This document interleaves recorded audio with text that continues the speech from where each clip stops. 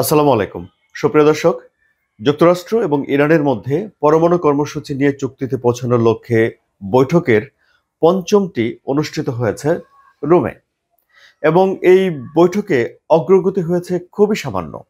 অবশ্য আপনারা বলতে পারেন যে এই যে বৈঠক অনুষ্ঠিত হয়েছে এটি একটি বড় ধরনের অগ্রগতি। অর্থাৎ ইরান এবং যুক্তরাষ্ট্র তাদের বৈরিতা ভুলে একটা চুক্তির ভেতরে যাওয়ার জন্য, একটা সমঝোতাতে পৌঁছানোর জন্য যে চেষ্টা করছে সেই চেষ্টা জারি রয়েছে। এটাই একটা সাফল্য। কেন এটি সাফল্য? কারণ হলো যে ইরানের শত্রু দেশ ইসরায়েল চেষ্টা করছে যে ইরানের উপরে যেন একটা আক্রমণ করতে পারে, আরো স্পেসিফিক ভাবে বললে ইরানের যে পারমাণবিক স্থাপনাগুলো রয়েছে সেখানে যেন আক্রমণ করতে পারে। এর আগে আমরা দেখেছি যে জো বাইডেন যখন ক্ষমতায় ছিলেন তখন ইরান ইসরায়েল একটা আক্রমণ করেছিল, ইসরায়েল ইরানে আক্রমণ করেছে এবং সেই সময় ইসরায়েলের পরিকল্পনা ছিল যে ইরানের পারমাণবিক স্থাপনায় আক্রমণ করার। জো বাইডেন সরকার তা অনুমোদন করেনি। পরবর্তীতে যখন ডোনাল্ড ট্রাম্প এসেছে তখনও ইসরায়েল একটা পরিকল্পনা করেছে, ডোনাল্ড ট্রাম্প তা অনুমোদন করেননি, সেটি আমরা গণমাধ্যমে পেয়েছি। এবং লেটেস্ট একটা গোয়েন্দা তথ্য যুক্তরাষ্ট্রের সিএনএনে প্রকাশিত হয়েছে, যেখানে বলা হয়েছে যে ইসরায়েল ইরানের পারমাণবিক স্থাপনায় হামলা করতে চায়। তো এই যখন পরিস্থিতি, এই পরিস্থিতিতে এসে যুক্তরাষ্ট্র এবং ইরানের মধ্যে বৈঠক চলছে, অর্থাৎ তারা শান্তিপূর্ণ একটা পথ খুঁজে পাওয়ার চেষ্টা করছে। ইরান এবং যুক্তরাষ্ট্রের মধ্যে কূটনৈতিক সম্পর্ক নেই অনেক দিন, এবং ইরানের যে পররাষ্ট্রমন্ত্রী আব্বাস আরাকচি তিনি বলছেন যে আর দু তিনটি বৈঠকের মধ্য দিয়েই তারা এই সমস্যার একটা সমাধানে পৌঁছাতে পারবেন বলে তারা আশাবাদী। বৈঠকের পর আব্বাস আরাকচি ইরানের রাষ্ট্রীয় টেলিভিশনে একটা সাক্ষাৎকার দিয়েছেন এবং সেখানে তিনি বলেছেন যে আলোচনা একটা প্রফেশনাল পর্যায়ে গিয়ে পৌঁছেছে। আমরা জানি যে এই আলোচনা কোথায় গিয়ে এখন আটকে আছে একটি জায়গাতে, সেটা হলো যে যুক্তরাষ্ট্র চাইছে যে ইরানের হাতে ইউরেনিয়াম সমৃদ্ধ করার কোনো কর্মসূচি থাকবে না।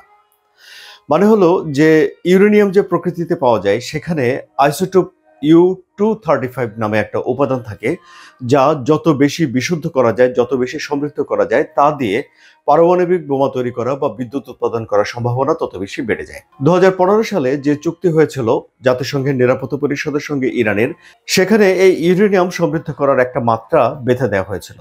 পরবর্তীতে ইরান তার চেয়ে অনেক বেশি ইউরেনিয়াম সমৃদ্ধ করার মাত্রাকে পৌঁছে দেয়, অর্থাৎ 60% নিয়ে যায়। 90% হলে অ্যাটম বোমা তৈরি করা যায়।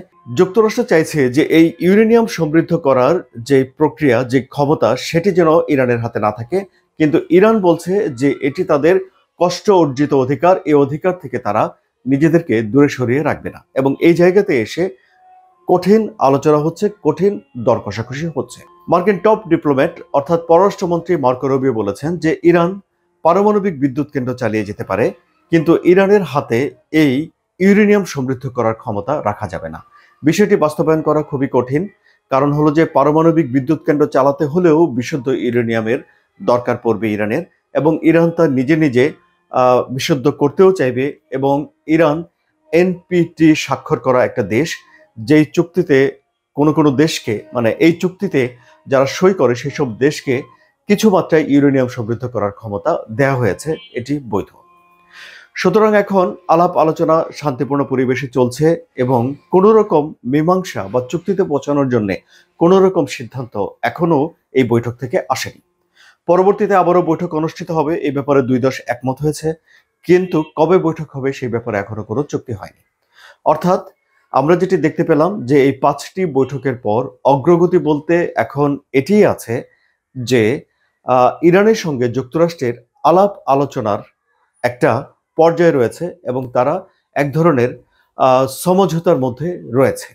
এই এখন দেখা যাক সুপ্রিয় দর্শক যে আগামী বৈঠকে কি অনুষ্ঠিত হয় এবং একটা চুক্তিতে পৌঁছানোর জন্য আর কয়টি বৈঠক লাগে।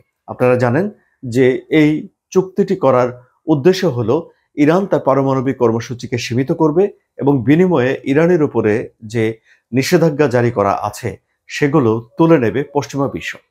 আপনারা জেনেছেন নিশ্চয়ই যে এই সম্প্রতি ইরানের নির্মাণ খাতের উপরেও একটা স্যাংশন আরোপ করা হয়েছে, যাকে অমানবিক বলেছে ইরান।